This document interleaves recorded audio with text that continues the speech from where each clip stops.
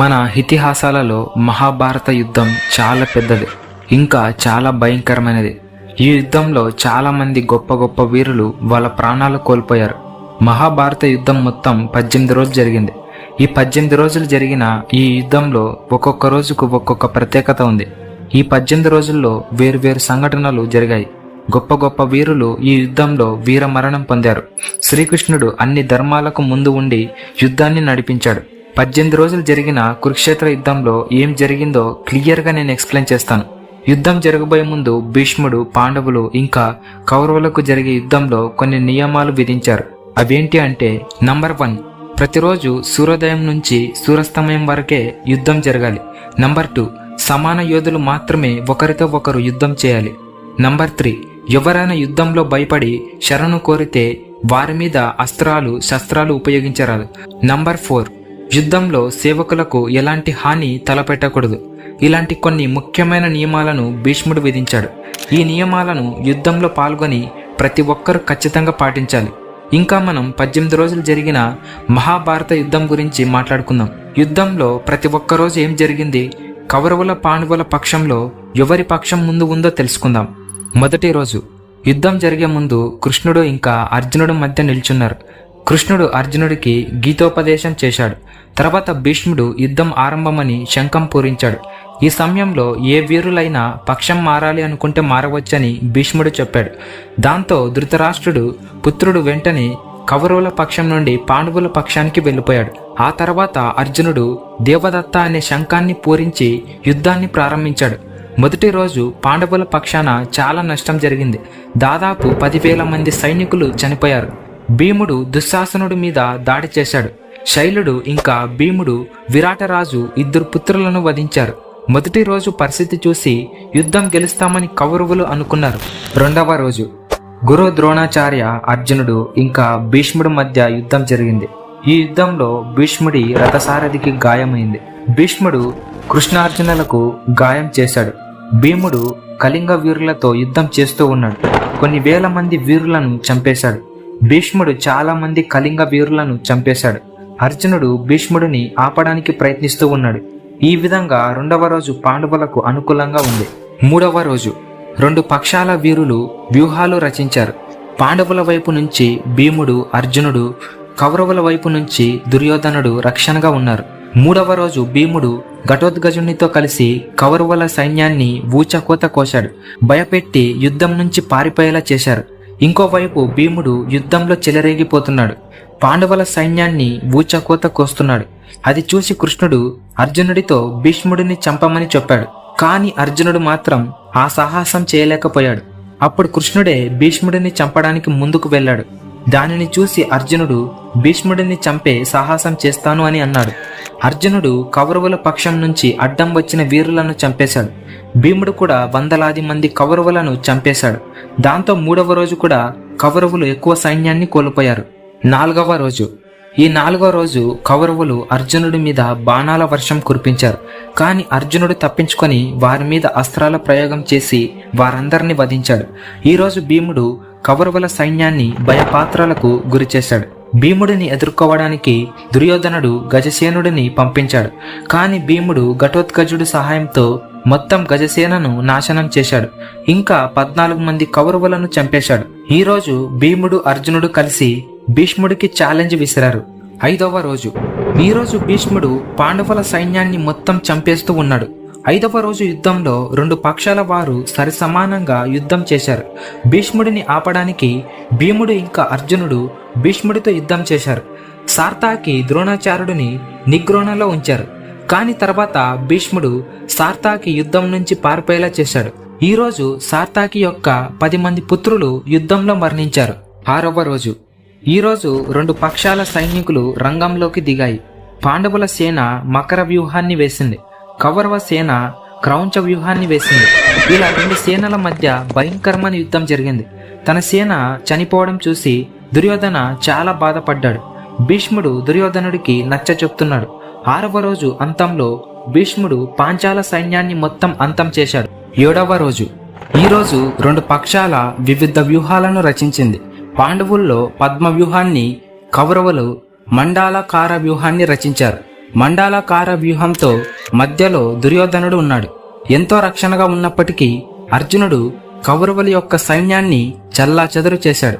ఈరోజు దుష్టదిమ్ముడు దుర్యోధనుడిని ఓడించాడు. నకుల సహదేవులు శైలుడిని యుద్ధం నుంచి పారిపోయేలా చేశారు. ఇంకోవైపు భుగదత్తుడు ఘటోత్కచుడిని యుద్ధం నుంచి పారిపోయేలా చేశారు. భీష్ముడు అయితే పాండవ సేనను ఒక ఆట ఆడుకున్నాడు. ఇదే రోజు విరాట పుత్రుడైన శంకుడు మరణించాడు. 8వ రోజు. ఈరోజు పాండవుల సైన్యం 3 శిఖరాల వ్యూహాన్ని రచించింది. ఇంకా కౌరవులు అతి క్రూరమైన వ్యూహాన్ని రచించారు. ఇదే రోజు దుర్యోధనుడి 7 మంది సోదరులను భీముడు చంపేశాడు. ఘటోత్కచుడు ధ్రువుని మీద శక్తి ప్రయోగం చేశాడు. మధ్యలో బంగానరేషుడు వచ్చి దుర్యోధనుడిని కాపాడాడు. కానీ బంగానరేషుడు మాత్రం మరణించాడు. శక్తి ప్రయోగం వలన దుర్యోధనుడు భయపడిపోయాడు. ఇది చూసి భాగదత్తుడు ఘటోత్కచుడిని ఓడించి పాండవులను వెనుకడుగు వేసేలా చేశాడు. మరి ఇదే రోజు భీముడు దుర్యోధనుడి 9 మంది సోదరులను చంపేశాడు. ఈరోజు ఇద్దరి పక్షాన సమాన నష్టం జరిగింది. 9వ రోజు. మహాభారతంలో ఈరోజు మాత్రం చాలా భయంకరమైన యుద్ధం జరిగింది. ఇదే రోజు భీష్ముడు అర్జునుడి రథాన్ని డ్యామేజ్ చేశాడు. దాంతో అర్జునుడు గాయాల పాలయ్యాడు. దాంతో నియమాన్ని తప్పిన భీష్ముడి మీదకి శ్రీకృష్ణుడు రథచక్రం తీసుకొని దాడి చేయడానికి వెళ్ళాడు. కానీ కొన్ని క్షణాలలో అర్జునుడు కృష్ణుడిని శాంతి చేశాడు. ఈరోజు భీష్ముడు పాండవుల పక్షాన్ని చాలా నష్టానికి దారితీశాడు. దాంతో పాండవుల సైన్యం ఎక్కువ నష్టపోయింది. 10వ రోజు. ముందు రోజు భీష్ముడి పరాక్రమం చూసి పాండవులు భయపడిపోయారు. దాంతో కృష్ణుడు చెప్పడంతో పాండవులందరూ వెళ్లి భీష్ముడిని తన మరణ రహస్యాన్ని అడుగుతారు. కొంతసేపు విచారించిన తర్వాత భీష్ముడు ఒక ఉపాయాన్ని చెప్పాడు. దాని తర్వాత భీష్ముడు పాంచాల ఇంకా మత్స్య సైన్యాన్ని వధించాడు. పాండవులు శింఖుడిని భీష్ముడి యుద్ధానికి పంపారు.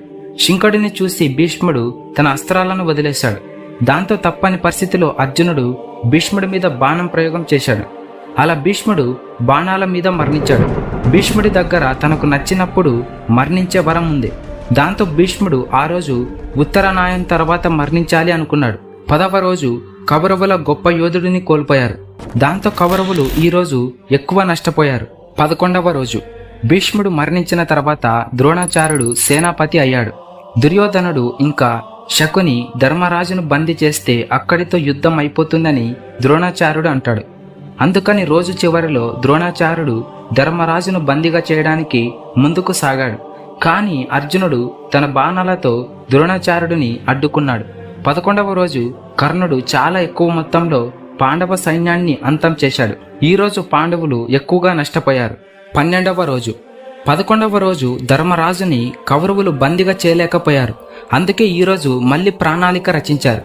అర్జునుడిని ధర్మరాజుకి దూరంగా తీసుకెళ్లే బాధ్యతను త్రిగర్తలకు అప్పగించారు.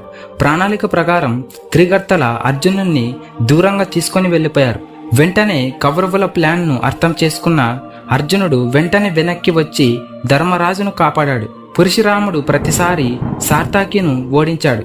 కానీ ప్రతిసారి సార్థాకిను కృష్ణార్జునులు కాపాడేవారు. 12వ రోజు 2 పక్షాలకి సమాన నష్టం జరిగింది.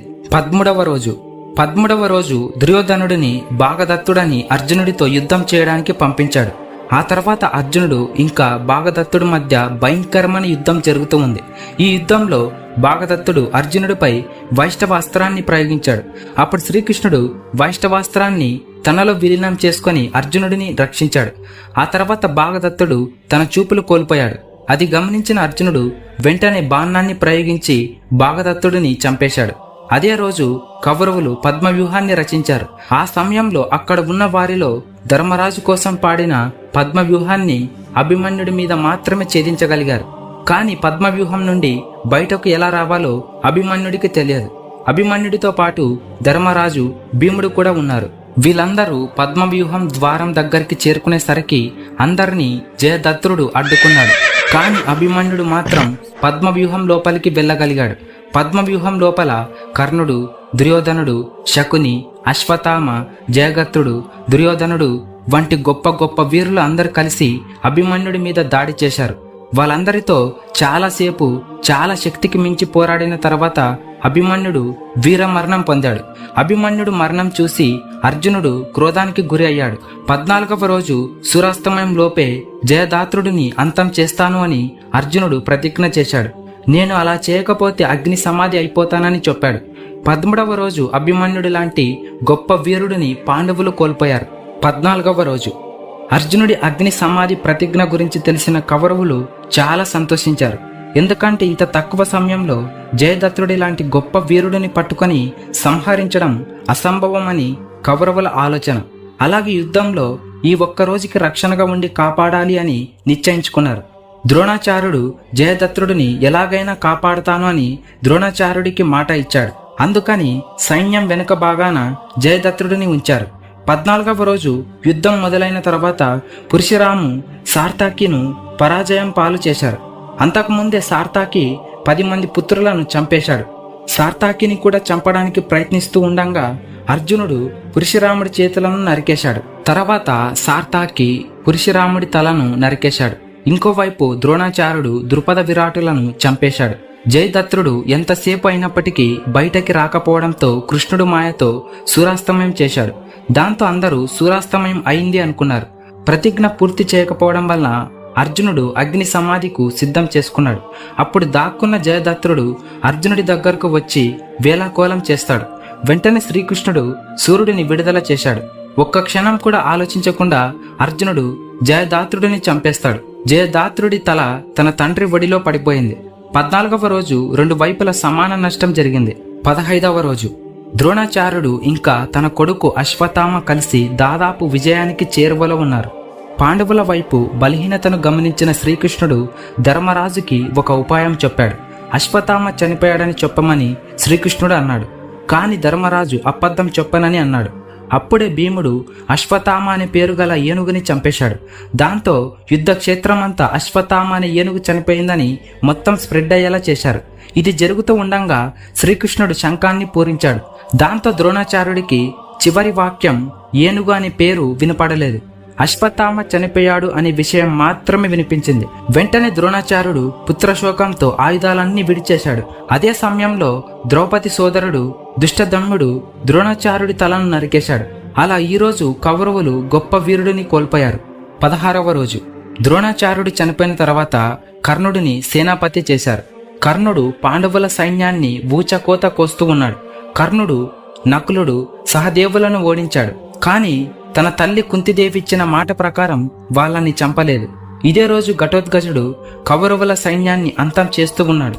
అతడిని ఎవ్వరూ ఆపలేకపోయారు. అప్పుడు దుర్యోధనుడు ఇంద్రుడు ఇచ్చిన శక్తి బాణాన్ని ప్రయోగించమని కర్ణుడితో అంటాడు.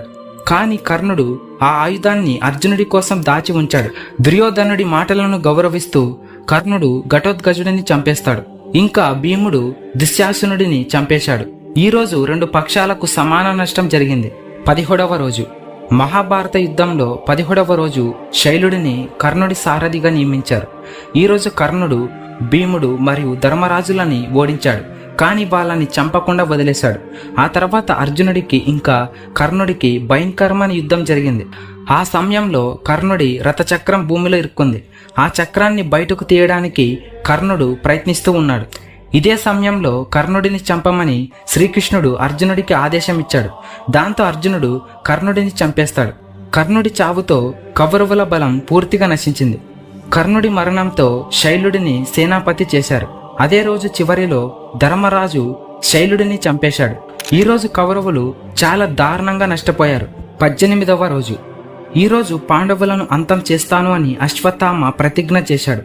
అశ్వత్థామ ద్రౌపది 5 మంది కుమారులను చంపేశాడు. తండ్రి చావును తట్టుకోలేక అశ్వత్థామ భయంకరమైన రూపాన్ని దాల్చాడు. ఆ క్రోధంతో బ్రహ్మాస్త్రాన్ని ప్రయోగించాడు. దాంతో రణభూమిలో భయంకరమైన వాతావరణం నెలకొంది. అశ్వత్థామ చేసిన పనికి కలియుగం అంతమయ్యే వరకు నువ్వు బతికే ఉంటావు అని కృష్ణుడు శాపం విధించాడు. ఆ తర్వాత సహదేవుడు శకునిని చంపేస్తాడు. భీముడు ఇంకా మిగిలి ఉన్న కౌరవుల సహోదరులని చంపేశాడు. ఇదంతా చూసి దుర్యోధనుడు ఒక సరోవరం లోపలికి వెళ్లి దాక్కుంటాడు. ఆ తర్వాత బయటకు వచ్చి భీముడితో గదా యుద్ధం చేస్తాడు. ఆ యుద్ధంలో భీముడు దుర్యోధనుడి తొడ భాగంలో దాడి చేయడంతో దుర్యోధనుడు మరణించాడు. ఈ విధంగా చివరిగా పాండవులు యుద్ధంలో గెలిచారు. ఈ విధంగా 18 రోజులు కురుక్షేత్రంలో యుద్ధం జరిగింది. ఈ వీడియోలో గనక నా ఎక్స్ప్లెనేషన్ కనుక నచ్చితే ఖచ్చితంగా ఒక లైక్ కొట్టండి. ఇలా లైక్ చేస్తే ఈ వీడియో మరికొందరికి రీచ్ అవుతుంది. Thank you for watching. This is Naveen Kumar signing off.